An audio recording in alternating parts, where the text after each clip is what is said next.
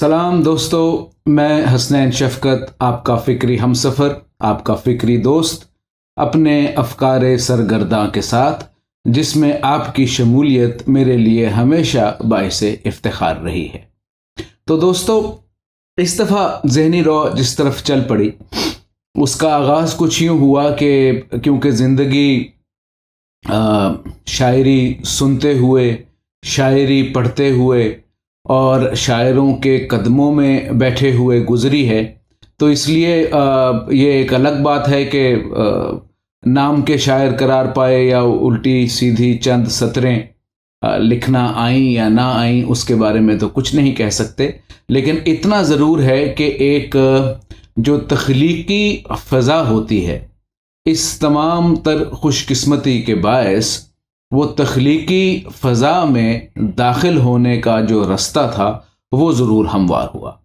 تو شاعری برطرف، شعر برطرف، کہنا آئے نہ آئے، اس کو قبولیت ملے، برکت پڑے نہ پڑے، لیکن بطور قاری بھی میں خوش قسمتی سے ان تمام لوگوں کی جو مجھے خوشہ چینی میسر رہی ان کی صحبت فیض سے، اس کے طفیل کم از کم تخلیقی فضا میں رہنے کا ایک جو تحفہ ہے، جو ایک نعمت ہے، وہ ضرور حاصل ہو گئی۔ تو اب میں یہی سوچ رہا تھا کہ یہ جو تخلیقی فضا ہے اور یہ جو ایک پوئٹک ایکسٹسی ہے، تو اس میں کیا حقیقت ہے، اس میں کیا کھیل کیا ہے اس سارے معاملے میں۔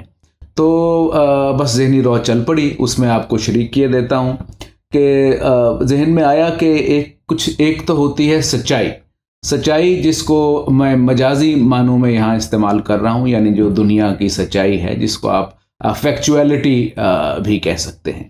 ایک فیکچویلٹی ہوتی ہے، اچھا، ایک تخیل ہوتا ہے یعنی امیجینیشن، اور ایک تصور ہوتا ہے یعنی کہ آپ اس کو فینٹسی کہہ دیں، اور اس کے بعد ایک تخلیق ہوتی ہے جس کو آپ کریشن یا کریٹیویٹی کا نام دے سکتے ہیں۔ تو میں یہی سوچ رہا تھا کہ جب میں تخلیقی فضا میں ہوتا ہوں تو اس وقت جو سب سے زیادہ معاملہ مجھ پر اثر انداز ہو رہا ہوتا ہے وہ تصور کا یا فینٹسی کا ہو رہا ہوتا ہے۔ اور میں نے جب کچھ تحلیل نفسی کرنے کی کوشش کی تو مجھے محسوس ہوا کہ میں جب فینٹسی میں جاتا ہوں تو میں اس فینٹسی میں یا تصور میں جا کر وہاں پہ اپنے فیکٹس یا وہاں پہ اپنی سچائی تخلیق نہیں کرتا، بلکہ میں اپنی فینٹسی کے اندر، اپنے تصور کے اندر زور تخیل سے سچائی کو کھینچ لاتا ہوں۔ اچھا، اب جب سچائی ایک تخیلاتی قوت سے آپ کی فینٹسی میں یا آپ کے تصور میں شامل ہو جائے تو آپ یہ دیکھیے کہ ان کا ایک آمیزہ بن جاتا ہے، ان کی امیلگمیشن ہو جاتی ہے۔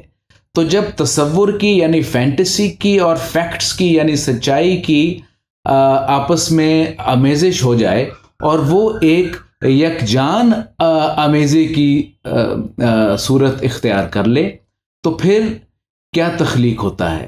پھر ایک ایکسٹیسی کریٹ ہوتی ہے، ایک وجد کریٹ ہوتا ہے۔ اور یہ صرف میں پوئٹک یا آرٹسٹک معنوں میں ہی بات نہیں کر رہا ہوں، فینٹسی کی یا تصور کی تو کئی اقسام ہوتی ہیں۔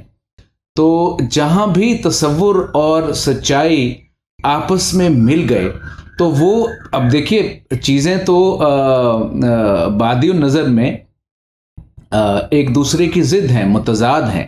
تصور ہے، سچائی ہے، لیکن یہ جب مجموعہ ازداد بن جاتا ہے تو یہ جو ایک فضا تخلیق ہوتی ہے، یہ فضا ہوتی ہے ایکسٹیسی کی، یہ فضا ہوتی ہے وجد کی۔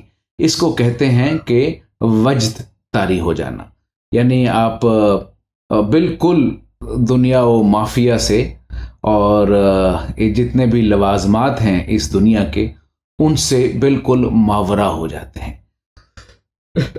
माफ़ कीजिएगा। तो दोस्तों, हमारा मसला इस दुनिया में सिर्फ ये है कि इस दुनिया में नथिंग इज़ कांस्टेंट। सबात किसी भी चीज़ को हासिल नहीं है। जिस तरह इकबाल कहता है कि सबात एक तगैर को है ज़माने को, यानी पहले मुश्किलें फिर आसानियाँ, फिर मुश्किलें फिर आसानियाँ, और कोई भी चीज़ मुस्तकिल नहीं रहती इस दुनिया में। तो जहाँ तक तो इस चार दीवारी का, इस मकान का जिसमें हम कैद हैं, उसका ताल्लुक है, तो वो आपको एक वजद, मैं ये समझता हूँ कि कुदरत ने एक तोहफ़ा अता कर दिया है कि आपको ये सिखा दे कि, या कम अज़ कम इशारा कर दे, या जिसे कहते हैं ना चखा दे, टेस्ट ऑफ एक्सटेसी करवा दे, क्योंकि और वो मुस्तकिल नहीं रहेगी, उससे आपको बहरहाल बाहर निकलना ही पड़ेगा।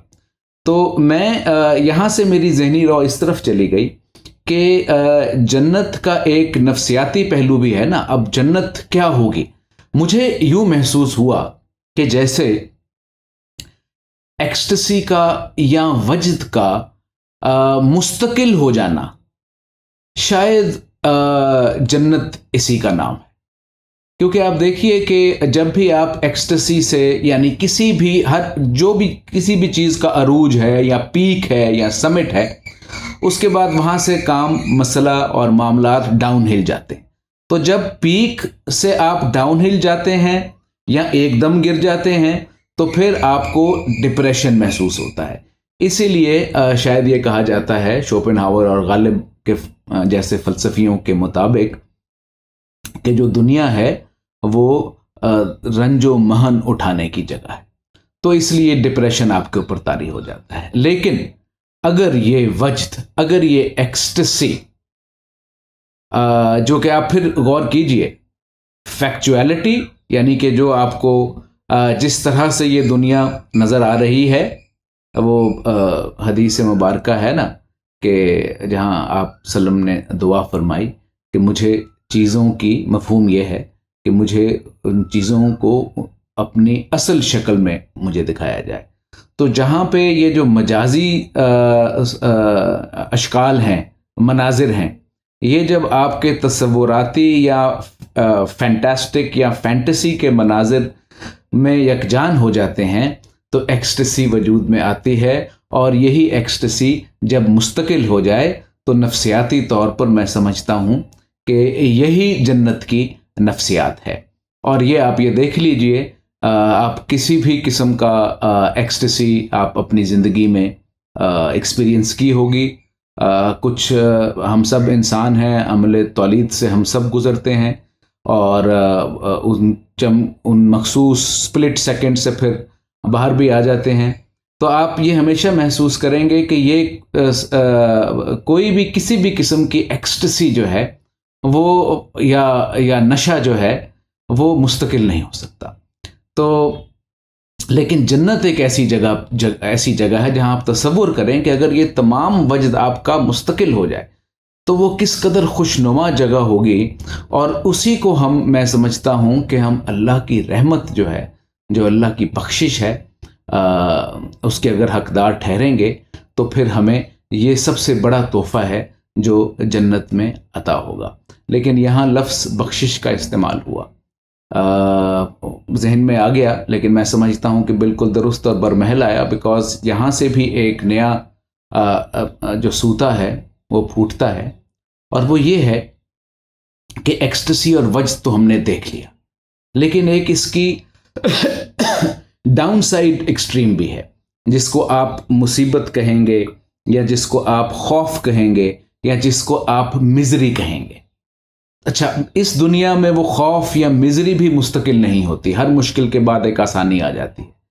मैं अमूमन मिसाल देता होता हूँ कि सबसे ज़्यादा कॉमन फोबिया है क्लॉस्ट्रोफोबिया, यानी आप जिसको कब्र का अजाब कहा जाता है, कि अगर आप किसी लिफ्ट में हैं और लिफ्ट बंद हो जाती है, आपने देखा होगा बाज़ लोग बहुत घबरा जाते हैं और उनको लगता है कि बस जान निकली कि निकली। अच्छा, जान निकलने का खौफ उनको तारी नहीं होता, क्योंकि जान निकलने का से तो शायद उनको इस सूरत हाल से छुटकारा ही मिल जाए। اور ہمیشہ ہوتا بھی یہی ہے، اگر آپ کو فوبیا ہے، کوئی بھی خوف ہے، اونچائی سے گرنے کا خوف ہے، تو آپ کو پتہ ہے کہ یہ خوف یہاں باقی رہے گا، اور پھر جب میں نیچے گر جاؤں گا تو پھر میری زندگی کا خاتمہ ہو جائے گا. یا اگر میں سفوکیٹ ہو رہا ہوں، میرا سانس رک رہا ہے، مجھے یہ خوف ہے، تو جب میرا سانس مکمل رک جائے گا، میں یہاں سے دنیا سے اپنا مال و متاع سمیٹوں گا اور آگے نکل جاؤں گا. تو یہ نہ خوف مستقل ہے اس دنیا میں، نہ ایکسٹیسی مستقل ہے. لیکن آپ آخرت میں یہ دیکھیے کہ آخرت میں جو ہمیشگی ہے نا، تو وہ ایکسٹیسی کی بھی ہمیشگی ہے اور اس خوف کی بھی ہمیشگی ہے. اب آپ یہ سوچئے کہ ایک ایسا خوف جو آپ کو بلندی سے گرتے ہوئے، یا کوئی جانور خونخوار درندہ آپ کے پیچھے پڑا ہوا ہے، یا آپ کا سانس رک رہا ہے، آپ ایک کنفائنڈ جگہ پہ بیٹھے ہوئے ہیں، تو یہ وہ جو خوف اور وہ جو دھڑکنیں ہوتی ہیں، اس سے آپ کا جی چاہتا ہے کہ میں مر جاؤں لیکن اس خوف سے میری جان چھٹ جائے. تو وہاں بھی آپ یہ دیکھیے کہ وہاں پہ یہ خوف بھی مستقل کیا جا سکتا ہے. تو لہٰذا یہ دونوں اطراف بہت اہم ہیں اس دنیا میں سروائیو کرنے کے لیے، کیونکہ ان الانسان لفی خسر، بے شک انسان جو ہے وہ خسارے میں ہے. تو کیونکہ انسان خسارے میں ہے تو لہٰذا اس کو اپنے حق کے طور پر مستقل جنت نہیں دی جا سکتی، بلکہ اس کو اگر جنت ملے گی تو وہ اس کو کسی بخشش کے سہارے ملے گی. اور اگر آپ نے بخشش کی طرف کوشش کرنی ہے، یا بخشش کی طرف رجوع کرنا ہے، یا آپ کی منزل بخشش ہے، تو پھر لازماً ایک اس کی جو انڈر لائنگ ڈاکومنٹس ہیں، بخشش کی عرضی کے نیچے جو ڈاکومنٹس لف کیے جائیں گے، جو کاغذات لف کیے جائیں گے، ان کاغذات میں ایک کاغذ ہے خوف کا کاغذ، جسے کہتا ہے نا اللہ سے ڈرو. تو اللہ سے ڈرنا اور اللہ کی رحمت سے پر امید رہنا، یہ دونوں چیزیں ایک ہی وقت میں، خاص طور پر اس دنیا میں زندگی گزارنے کے لیے بہت ضروری ہیں. وہ جو کہتے ہیں نا لوگ کہ خوف نہیں ہونا چاہیے، رحمت کی امید ہونی چاہیے، تو بات بالکل درست ہے. رحمت کی امید ہونی چاہیے اور بخشش کی امید ہونی چاہیے، کیونکہ رحمت اللہ نے اپنے اوپر آخرت کے روز فرض کر رکھی ہے، اس پر ایمان بھی رکھنا چاہیے. لیکن اس بخشش کا حقدار وہی رہے گا جو اللہ سے ڈرے گا بھی. اور یقین مانیے اللہ کا خوف اگر آپ کے اوپر طاری ہو جائے تو اس کو سمجھیے کہ آپ پہ اللہ کی رحمت ہی نازل ہو رہی ہے. تو میں اس تمام بحث کو سمیٹتے ہوئے اسی نتیجے پر پہنچا ہوں کہ جو جنت کی، جو آخرت کا جو نفسیاتی پہلو ہے، وہ ایک تو وجد کی ہمیشگی ہے اور ایک خوف کی ہمیشگی ہے. اور اس وجد کی ہمیشگی کے لیے ہمیں دعا گو رہنا چاہیے، اور اس ہمیشگی کو پانے کے لیے اپنے دل میں ہمیشہ اللہ کا خوف بھی برقرار رکھنا چاہیے. یہ دونوں چیزیں کو ایگزسٹ کر سکتی ہیں، یہ میوچلی ایکسکلوسیو نہیں ہے. وآخر دعوانا ان الحمد للہ رب العالمین. بہت شکریہ. اگلی فکر کے ساتھ انشاءاللہ اگلے ویلاگ میں آپ سے پھر ملاقات ہوگی. تب تک خوش رہیے اور سوچتے رہیے.